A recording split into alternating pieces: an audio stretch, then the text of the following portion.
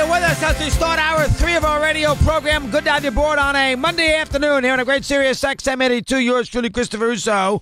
As we talked about what's going on as far as the world of sports is concerned, we'll go through a little few items here from the afternoon and the weekend, and then we'll move it along. All right, the NBA, you know where you stand. You got the one series that begins tonight, and then, of course, we'll spread it out with the 4 others. They're going to keep New Orleans and Golden State about a month before we play game 2. You understand that? That's tomorrow night. The one game tonight is Philly and Boston. They will play at 8 o'clock. That will be the first game of the best-of-7 Eastern semi. I mean, everybody likes the 76ers. They are a huge favorite in this series. I've never seen such a thing. They are minus 440 Philadelphia. That is a solid, big-time favorite to get out of the second round. Now, they had a very good first round. They got 2 excellent players, and Boston is banged up, but they do have home court. They do have Brad Stevens.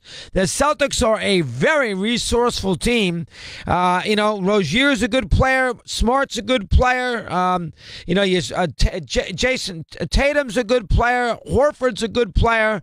Brown might still play here in this series eventually. I'm very surprised that the odds are that skewed to the 76ers. But game 1 is tonight, TNT. They're going to play game 2 on Thursday at 8:30. They're going to try to squeeze out a doubleheader Thursday. They're going to make Toronto play at 6. That's why when the NBA tells you it's about the local fan and putting the game on to accommodate his schedule. That's why, they say if you want to yell about Golden State playing Saturday night at 10:30. Well, they start at 7:30 there on Saturday nights in the regular season, Chris. Why can't they? Well, hold on now. If that's the case, why is Toronto playing at 6 o'clock on Thursday night? They don't start games at 6 in a regular season, so why are you putting them at 6? Well, we got to get the doubleheader in. So they will go 6, 8:30 on Thursday, and the one game by itself tonight. Tomorrow night, you have Cleveland start. That will be at 8 o'clock, and then you will have the Pelicans and Warriors at 10:48.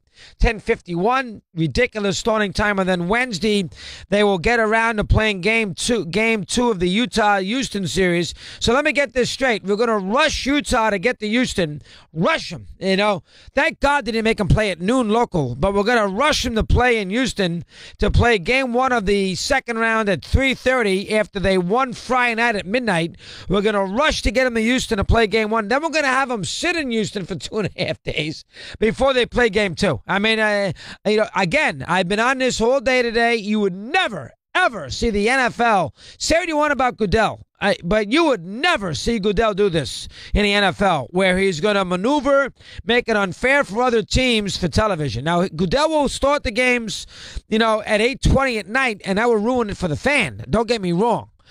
So he don't care about the fan participation, but as far as the actual team from a competitive balance standpoint, he would never compromise a team's chances to win a game by making them play, say, a Monday night and then have a playoff game the following Saturday. No, never would he ever do that, and the NBA does that constantly. So Houston and Utah will play game 2 on Wednesday, and then game Thursday you have this 6 o'clock doubleheader with the Celtics at 8, and then Toronto at 6.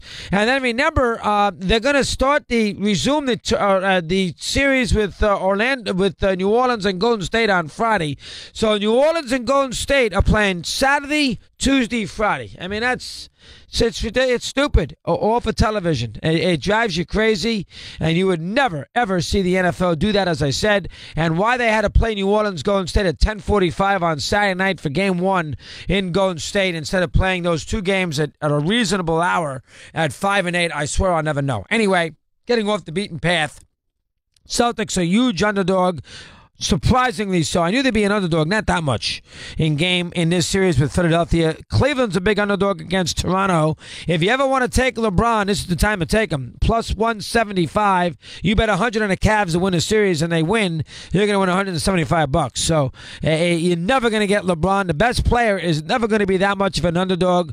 So if you believe in LeBron to the degree or do not believe in Toronto, now's your time. So the NFL, the NBA gets themselves going. The one issue about the NBA from the weekend is Oklahoma City. I have no problem with Westbrook getting mad at the fan walking off the court on Friday night. He was about to fight the guy who wanted to take a picture of him, got a camera right in his face. This is basically a second after they blew the game. They didn't blow the game, but lost game 6 to the Jazz, and with it the series and eliminated. Here is the thing I would say about that. Now, Oklahoma City's got nobody to complain, nobody to blame but themselves.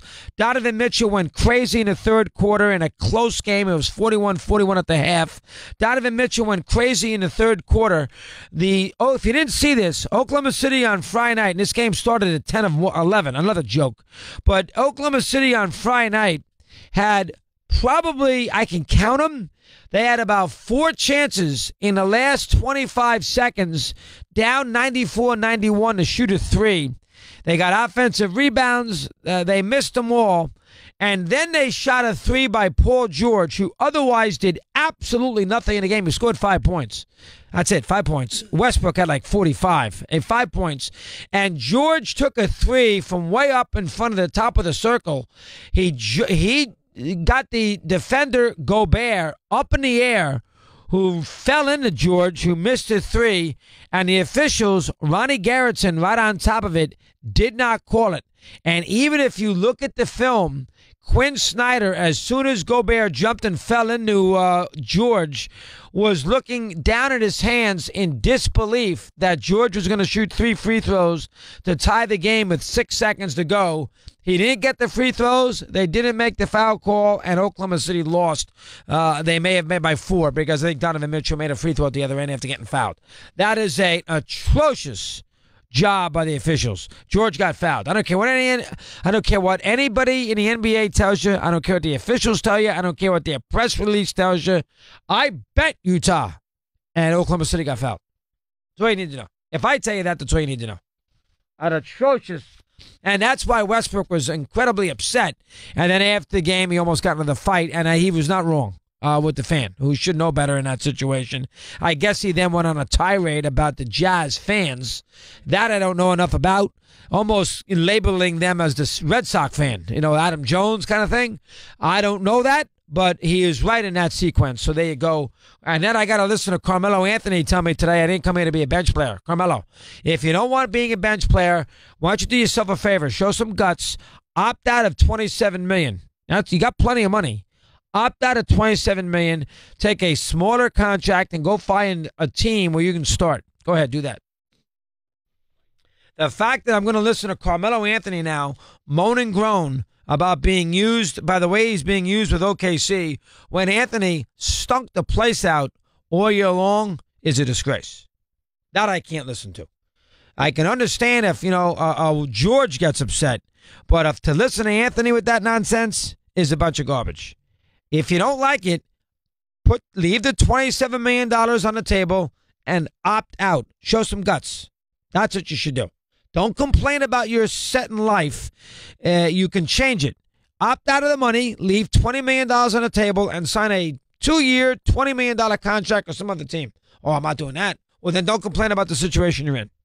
Can't have it both ways. So that's the first thing I wanted to get to today. I wish I can give you some scenarios with the draft from the weekend. I try to watch a little bit on Friday and Saturday. For me to analyze any of these team selections from Friday night, second and third round, Saturday rounds 4 through 7. I'll be wasting my time. Mason Rudolph to Pittsburgh. I'm going to go break that down for you. After they took Landry Jones a couple years ago, who didn't really turn out with the Steelers from Oklahoma. I don't know how to handle that. I don't. I was happy the kid from UCF got drafted by Seattle. That's a good mix. He's got his twin brother on the team.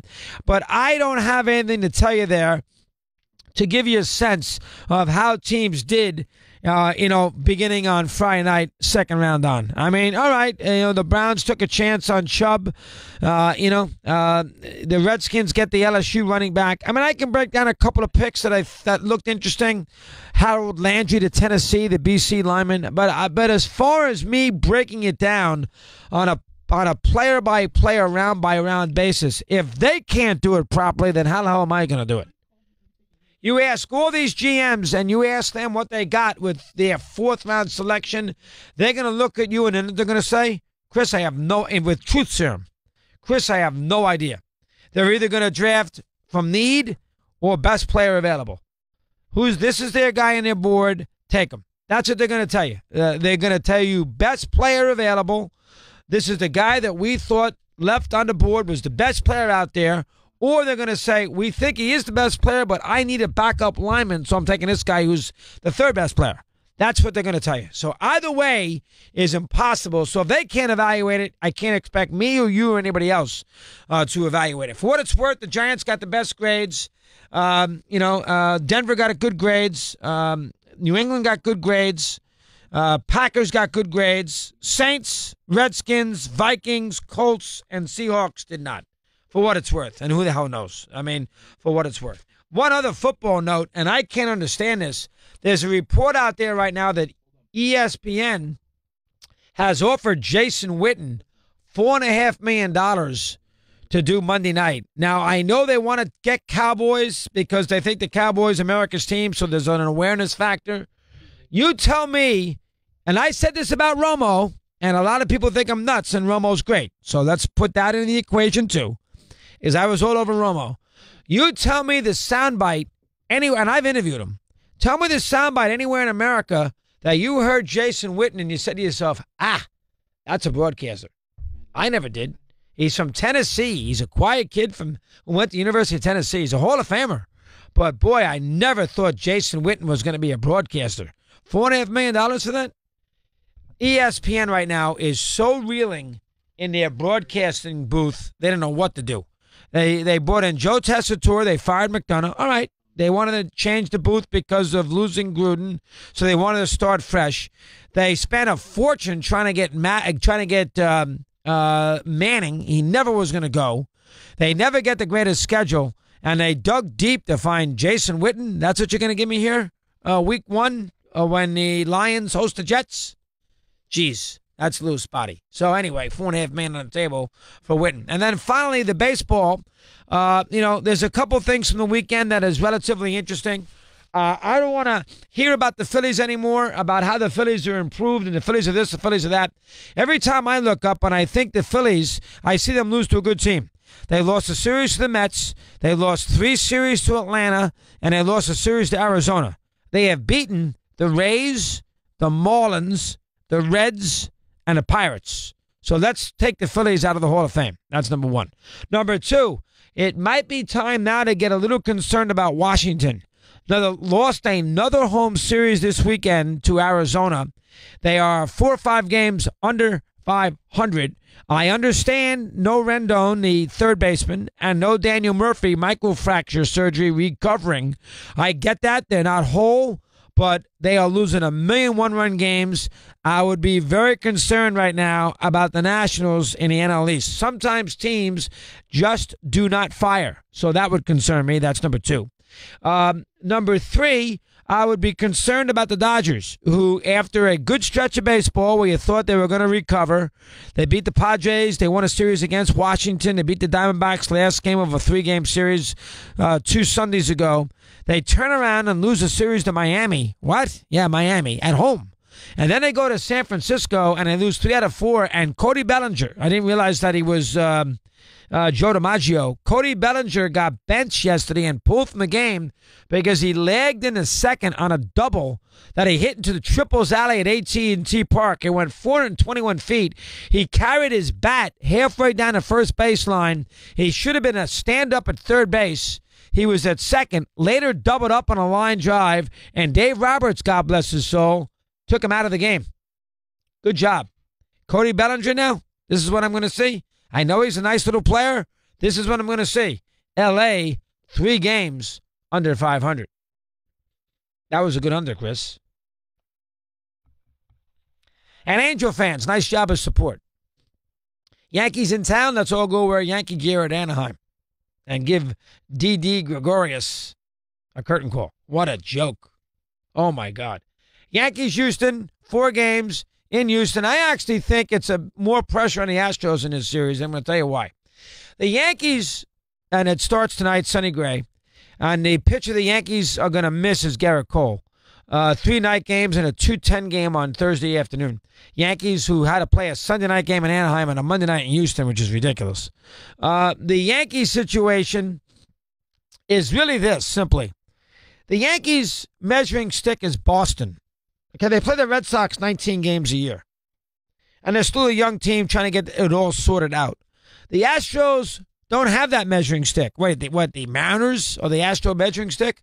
You're going to look at the Astros all year long and basically look at and see how they do in about 6 or 7 series. The 2 against the Yankees, the 2 against the Indians. They play 4 games against L.A., maybe once in a while a series against Anaheim. That's it. There may be a series against Boston. That's it. There's nothing else. The Astros are going to kill these teams, and we're going to get a sense of Houston as we move along here against the high-profile opponent in the American League because, they're going to kill everybody in that division. The Yankees have 19 with Boston. There's the 2 heavyweights. So if the Yankees lose this series to Houston but turn out and beat the Red Sox 3 straight next week, what does it mean? Houston doesn't have these kind of tests that much. So I actually think with all the talk in the spring training about how the Yankees were the team to beat in the American League, I actually think there's a little more pressure on the Astros this week than it is the Yankees. 19 after the hour, we continue. Mad Dog Unleashed.